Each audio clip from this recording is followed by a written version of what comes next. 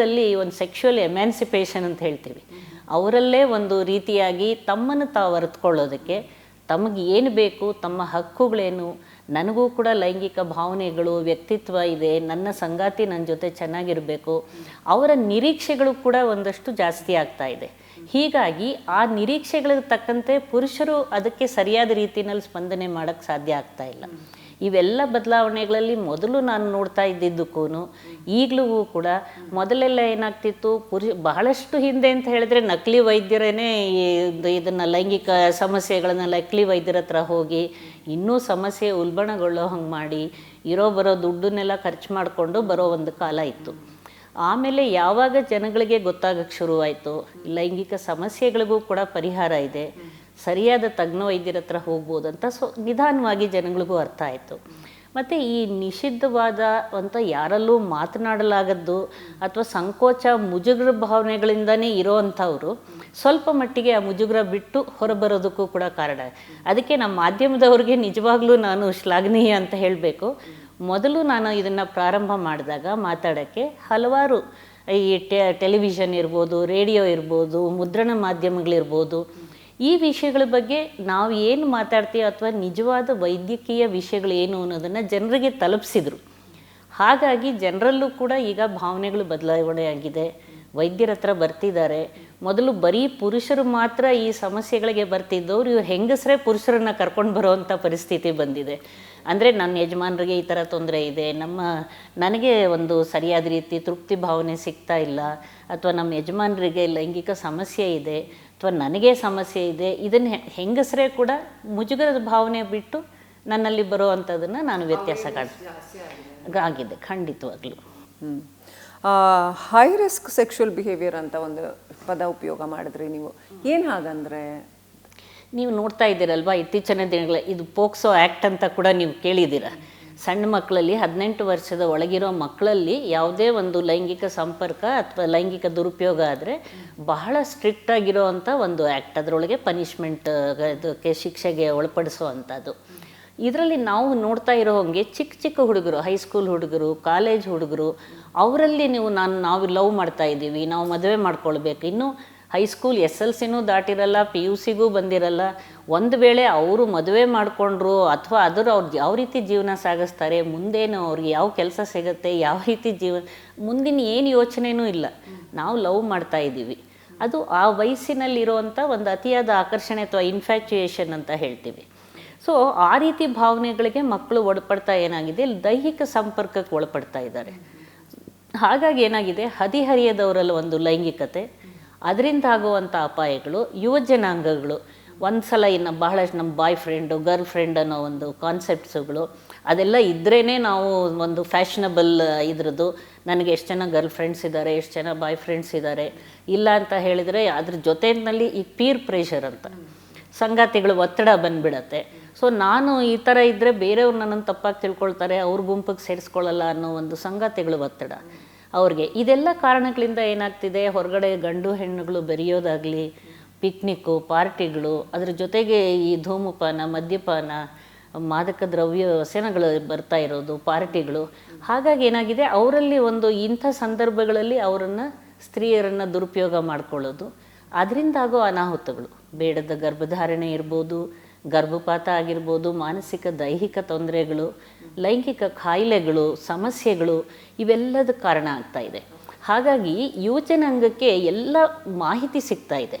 ನೀವು ಹೇಳ್ದಂಗೆ social ಮೀಡಿಯಾದೊಳಗೆ internet ಅಥವಾ ಇದಕ್ಕೆಲ್ಲ ಹೋಯಿತು ಅಂದರೆ ಪೋರ್ನೋಗ್ರಫಿ, ಇದರದ್ದು ಅಶ್ಲೀಲ ಸಾಹಿತ್ಯಗಳು, ಅಶ್ಲೀಲ ವಿಡಿಯೋಗಳು ಎಲ್ಲ ಲಭ್ಯ ಆಗ್ತಾ ಇದೆ ಮಕ್ಕಳಿಗೆ. ಈಗ ಎಲ್ಲರ ಕೈನಲ್ಲೂ ಒಂದು ಮೊಬೈಲ್ ಇದ್ದೇ ಇರುತ್ತೆ. ಹಾಗಾಗಿ ಏನಾಗ್ತಾ ಇದೆ, ಈ ರೀತಿಯಾಗಿ ಅವ್ರಿಗೆ ಸಿಗ್ತಾ ಇರೋವಂಥ ಲೈಂಗಿಕ ವಿಷಯಗಳ ಬಗ್ಗೆ ಬರ್ತಾ ಇರೋ ಮಾಹಿತಿ ಬಹಳಷ್ಟು ತಪ್ಪು ತಿಳುವಳಿಕೆಗಳು ಮತ್ತು ಉದ್ರೇಕ ರೀತಿಯಲ್ಲಿರುವಂಥದ್ದು. ಅದನ್ನು ನೋಡಿ ಏನಾಗುತ್ತೆ, ಮಕ್ಕಳಲ್ಲಿ ಆ ಭಾವನೆಗಳು ಉದ್ರೇಕಕ್ಕೆ ಒಳಗಾಗಿ ಅದನ್ನು ಎಕ್ಸ್ಪೆರಿಮೆಂಟೇಷನ್, ಒಂದು ಪ್ರಯೋಗಕ್ಕೆ ಒಳಪಡಿಸಿ ಬೇರೆಯವ್ರನ್ನ, ಒಂದು ಗಂಡು ಹೆಣ್ಣನ್ನು ದುರುಪಯೋಗ ಮಾಡ್ಕೊಳ್ಳೋ ಅಂಥದ್ದು, ಈ ರೀತಿ ಆಗುವಂಥ ಸಾಧ್ಯತೆಗಳು ನಮಗೆ ಬರ್ತಾ ಇದೆ. ಹಾಗಾಗಿ ಏನಾಗ್ತಾ ಇದೆ, ಇದು ಅಪಾಯಕಾರಿ ಲೈಂಗಿಕ ಸಂಪರ್ಕಕ್ಕೆ ಒಳಪಡ್ತಾ ಇದ್ದಾರೆ. ಮೊದಲೆಲ್ಲ ಏನಾಗಿದೆ, ಒಂದು ಭಾವನೆ, ಒಂದು ಮದುವೆ ವಯಸ್ಸು ಬಂದಾಗ, ಮದುವೆ ಆದಮೇಲೆ ಅವರ ಒಂದು ಲೈಂಗಿಕ ಸಂಪರ್ಕ, ಸಂಭೋಗ ಕ್ರಿಯೆ ಪ್ರಾರಂಭವಾಗ್ತಿದ್ದೆ ಮದುವೆಯ ನಂತರ. ಇವಾಗ ಪ್ರೀ ಮ್ಯಾರಿಟಲ್ ರಿಲೇಷನ್ಶಿಪ್, ಮದುವೆಗೆ ವಿವಾಹ ಪೂರ್ವ ಸಂಬಂಧಗಳಿಂದಾಗಿ ಬಹಳಷ್ಟು ತೊಂದರೆ ಆಗ್ತಿದೆ. ಇವ್ರಿಗೆ ಯಾಕೆ ಅಂತ ಹೇಳಿದರೆ, ಆ ಹದಿಹರಿಯದ ವಯಸ್ಸಿನಲ್ಲಿ ಸರಿಯಾದ ಮಾರ್ಗದರ್ಶನ ಸಿಗ್ತಾ ಇಲ್ಲ. ಯಾವುದು ಸರಿ, ಯಾವುದು ತಪ್ಪು, ನಾವು ಒಂದು ವೇಳೆ ಈ ರೀತಿ ಅಪಾಯಕಾರಿ ಸಂಬಂಧಕ್ಕೆ ಒಳಪಟ್ಟರೆ ಏನಾಗ್ಬೋದು, ಅದರಿಂದ ಆಗೋ ತೊಡಕು ಅಥವಾ ಅದರಿಂದ ಆಗೋ ಪರಿಣಾಮಗಳೇನು, ಇದ್ರ ಬಗ್ಗೆ ತಿಳಿತಾ ಇಲ್ಲ. ವಯಸ್ಸಿನಲ್ಲಿ ಹೆಚ್ಚಿನ ಅಬಾರ್ಷನ್ಸ್ ಆದರೆ ಯಾವ ರೀತಿ ತೊಂದರೆ ಆಗುತ್ತೆ? ಖಂಡಿತವಾಗ್ಲೂ, ಯಾಕಂದರೆ ದೇಹದ ಬೆಳವಣಿಗೆ ಇನ್ನೂ ಪೂರ್ಣ ಆಗಿರಲ್ಲ. ಈಗ ನಾವು ಹದಿಹರಿಯದಲ್ಲಿ ಈ ಸಂತಾನೋತ್ಪತ್ತಿ ಪ್ರಕ್ರಿಯೆ ಅಥವಾ ಲೈಂಗಿಕ ವಿಷಯಗಳು ಅವರಲ್ಲಿ ಆ ಸಮಯದಲ್ಲಿ ಹಾರ್ಮೋನುಗಳು ಬೆಳವಣಿಗೆ ಆಗಿರ್ಬೋದು ಅಥವಾ ಜನನಾಂಗಗಳ ಬೆಳವಣಿಗೆ ಇದೆಲ್ಲ ಪೂರ್ಣಗೊಂಡು ಒಂದು ಮೆಚುರಿಟಿ ಅಂತ ನಾವೇನು ಹೇಳ್ತೀವಿ, ಸರಿಯಾಗಿ ಪರಿಪಕ್ವತೆ ಹೊಂದಿರೋದಿಲ್ಲ. ಇಂಥ ಸಮಯದಲ್ಲಿ ಇನ್ನೂ ಕೂಡ ಅವರ ದೇಹ ಸರಿಯಾದ ರೀತಿಯಲ್ಲಿ ಆ ಗರ್ಭಧಾರಣೆಗೆ ಅಥವಾ ಇದಕ್ಕೆ ಪ್ರಸವಕ್ಕಾಗಲಿ ಅಬಾರ್ಷನ್ಗಾಗಲಿ ಇನ್ನೂ ಅದು ಪೂರ್ಣವಾಗಿ ಹೊಂದಾಣಿಕೆ ಮಾಡ್ಕೊಳ್ಳೋಕೆ ಕಷ್ಟ ಆಗುತ್ತೆ. ಅವರಲ್ಲಿ ಈ ರೀತಿ ಅಬಾರ್ಷನ್ನ ಗರ್ಭಪಾತ ಆದಾಗ ಬಹಳಷ್ಟು ತೊಂದರೆಗಳಾಗತ್ತೆ, ಒಂದು ದೈಹಿಕವಾಗಿ ಮಾನಸಿಕವಾಗಿ. ಮತ್ತು ಒಂದು ಫ್ಯಾಮಿಲಿ ಸಾಮಾಜಿಕ ವಿಷಯ ಕೂಡ ಅದರೊಳಗೆ ಬಂದಿರತ್ತೆ. ಒಂದು ಫ್ಯಾಮಿಲಿನಲ್ಲಿ ಕುಟುಂಬದಲ್ಲಾಗುವಂಥ ತೊಂದರೆಗಳು, ಈ ರೀತಿ ಅವ್ರ ದೇಹಕ್ಕೆ ತೊಂದರೆ, ರಕ್ತಸ್ರಾವ ಆಗ್ಬೋದು, ಸೋಂಕಾಗ್ಬೋದು, ಇದರಿಂದ ಮುಂದೆ ಕೂಡ ಮಕ್ಕಳಾಗೋದಕ್ಕೆ ತೊಂದರೆಗಳಾಗೋದು, ಮುಟ್ಟಿನ ತೊಂದರೆ ಆಗೋದು, ಮತ್ತು ಕಿಬ್ಬೊಟ್ಟಿನಲ್ಲಿ ಸೋಂಕುಗಳಾಗೋದು, ಇದೆಲ್ಲ ತೊಂದರೆಗಳು ನಮಗೆ ಲಾಂಗ್ ಟರ್ಮ್ ಎಫೆಕ್ಟು ಅಥವಾ ಇಮ್ಮಿಡಿಯೇಟ್ ಎಫೆಕ್ಟು. ಅದರೊಳಗೂ ಏನಾಗಿದೆ, ನಮ್ಮ ದೇಶನ ನಾವು ನಿಜವಾಗ್ಲೂ ನಾವು ಈ ದೇಶದಲ್ಲಿರೋದಕ್ಕೆ ನಾವು ಹೆಮ್ಮೆ ಪಡಬೇಕು. ಎಲ್ಲ ವಿಷಯದಲ್ಲಿ ಸ್ತ್ರೀಯರಿಗೆ ಹಲವಾರು ವಿಷಯಗಳ ಹಕ್ಕುಗಳನ್ನು ಕೊಟ್ಟಿದ್ದಾರೆ. ಮೆಡಿಕಲ್ ಟರ್ಮಿನೇಷನ್ ಆಫ್ ಪ್ರೆಗ್ನೆನ್ಸಿ ಅದನ್ನು ಲೀಗಲಿ ಅದನ್ನು ಮಾನ್ಯತೆ ಆಗಿದೆ ಅದು. ಹಾಗಾಗಿ ವೈದ್ಯರ ಹತ್ರ ಬಂದು ಒಂದು ವೇಳೆ ಈ ರೀತಿ ಏನೋ ನಡೀತು ಅಥವಾ ಅಬಾರ್ಷನ್ ಆಗಬೇಕಂತ ಸಂದರ್ಭ ಬಂತು, ತಜ್ಞ ವೈದ್ಯರ ಹತ್ರ ಬಂದು ಸರಿಯಾದ ರೀತಿಯಲ್ಲಿ ವೈದ್ಯಕೀಯ ಗರ್ಭಪಾತ ಅಧಿನಿಯಮ ಅಂತ ಇದರೊಳಗೆ ನಾವು ಅವ್ರಿಗೆ ಗರ್ಭಪಾತ ಮಾಡೋದಕ್ಕೆ ನಮಗೆ ಪರ್ಮಿಷನ್ ಇದೆ, ಸಾಧ್ಯತೆ ಇದೆ. ಅದನ್ನು ಬಿಟ್ಟು ಏನು ಮಾಡ್ತಾರೆ, ಆ ವಯಸ್ಸಿನಲ್ಲಿ ಗರ್ಭಧಾರಣೆ ಆದಾಗ ಅವ್ರಿಗೆ ಎಲ್ಲಿ ಹೋಗ್ಬೇಕು, ಏನು ಮಾಡ್ಬೇಕು ಗೊತ್ತಿಲ್ಲ, ಫ್ರೆಂಡ್ ಎಲ್ಲೋ ಕರ್ಕೊಂಡು ಹೋಗ್ತಾರೆ, ಇವರೆಲ್ಲ ಕರ್ಕೊಂಡು ಹೋಗ್ತಾರೆ, ಯಾವುದೋ ಒಂದು ನಕಲಿ ಡಾಕ್ಟ್ರ್ ಹತ್ರ ಹೋಗಿ ಗರ್ಭಪಾತ ಮಾಡಿ ಪ್ರಾಣನೇ ಕಳ್ಕೊಂಡಿರೋರು ಎಷ್ಟೋ ಜನ ಇದ್ದಾರೆ. ಅಲ್ಲಿ ಅರ್ಧಂಬರ್ಧ ಅಬಾರ್ಷನ್ ಆಗಿ ನಮ್ಮ ಹತ್ರ ಬಂದು ಅದನ್ನು ಸೋಂಕಿನ ಗರ್ಭಪಾತ ಆಗಿ ಈ ವಿಪರೀತ ರಕ್ತಸ್ರಾವ ಆಗಿ ಎಷ್ಟೋ ಜನ ಪ್ರಾಣ ಕಳ್ಕೊಂಡಿರೋದು ಕೂಡ ನಾವು ನೋಡ್ತೀವಿ.